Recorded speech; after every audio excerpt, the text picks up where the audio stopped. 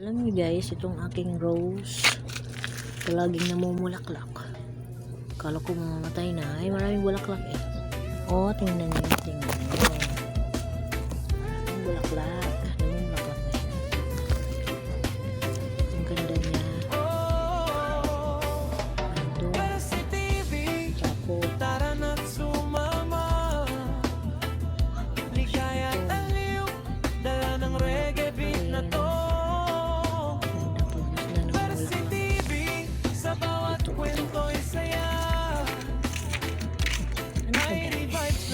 Ito.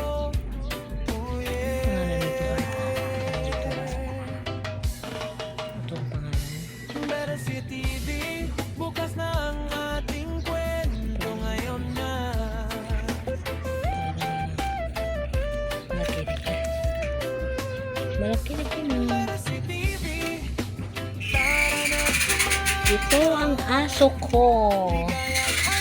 Si Milo. Mabait. Ay, nako. Mabait ang aking aso. Wow. Milo? Milo? Hala, baby. Hala, Diyos na ako, Milo, be.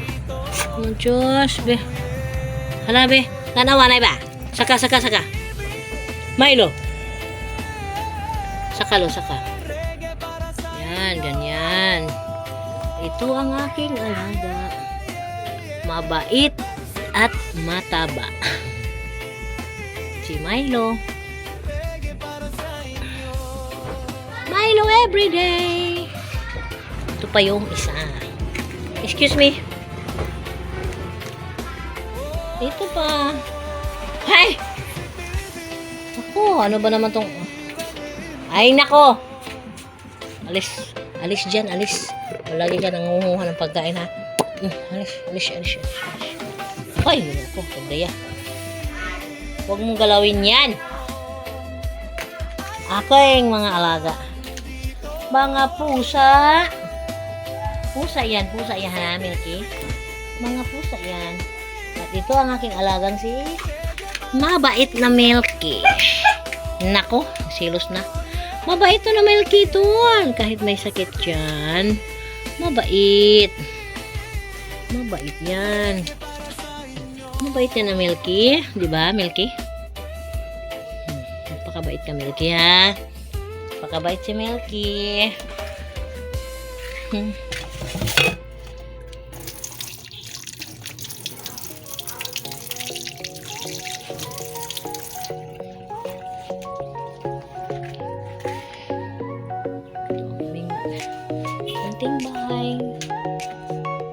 bahay namin ito.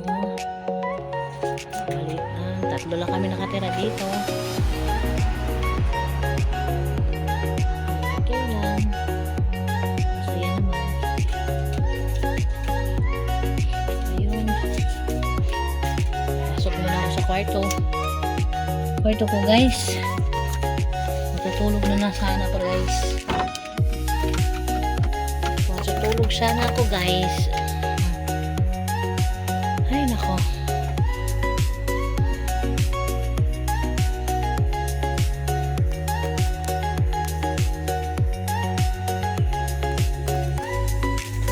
Thank you, guys.